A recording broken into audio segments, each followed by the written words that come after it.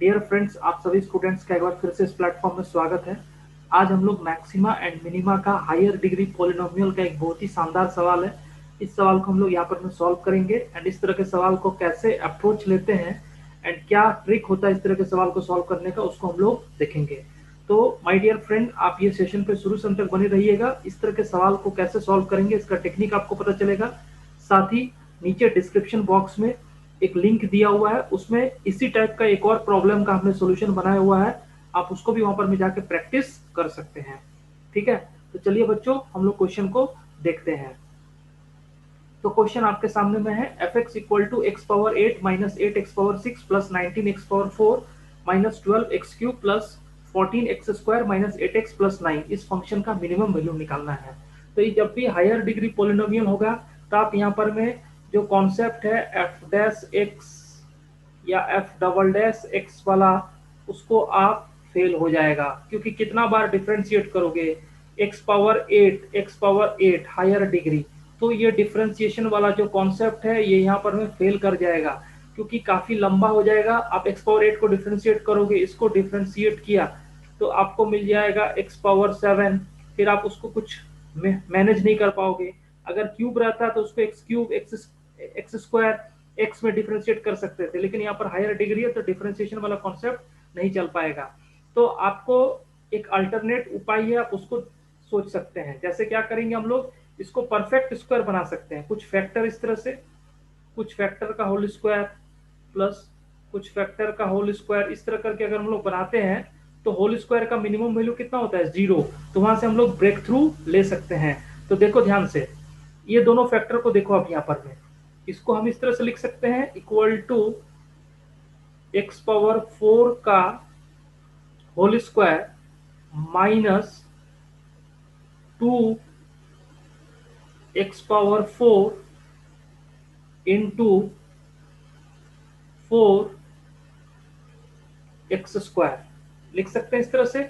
तो यहाँ पर में आपको लगाना पड़ेगा, यानी 8x पावर 6, तो यहाँ पर 4x² का होल स्क्वायर, 4x² का होल स्क्वायर, इसको ब्रैकेट आप क्या कर दो, बंद कर दो। तो यहाँ पर देखो, यहाँ पर x पावर 8 एडजस्ट हो गया, 8x पावर 6 भी एडजस्ट हो गया, और आपको 16x पावर 4 एडजस्ट हो गया, यानी अभी भी आपके पास में 3x पावर 4 बचा हुआ है। तो यहाँ पर मैं +3 कॉमन निकाल के, अगर आप यहाँ x पावर 4 लिखते हो और यहाँ पर मैं -12x³ यानी -2 × x² × 2x आप लिख सकते हो इसको। तो यहाँ पर में 3x power 4 plus 16x power 4 कितना हो गया, 19x पावर 4 एडजस्ट हो गया।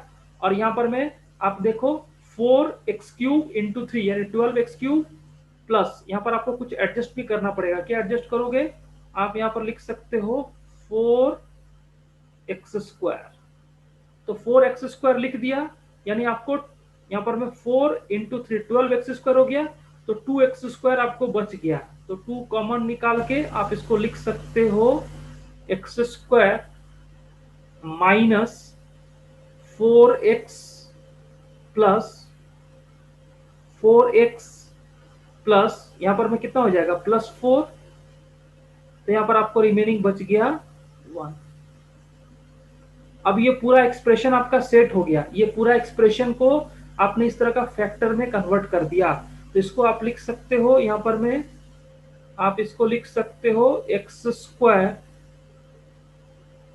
का होल स्क्वायर माइनस 4x² का होल स्क्वायर प्लस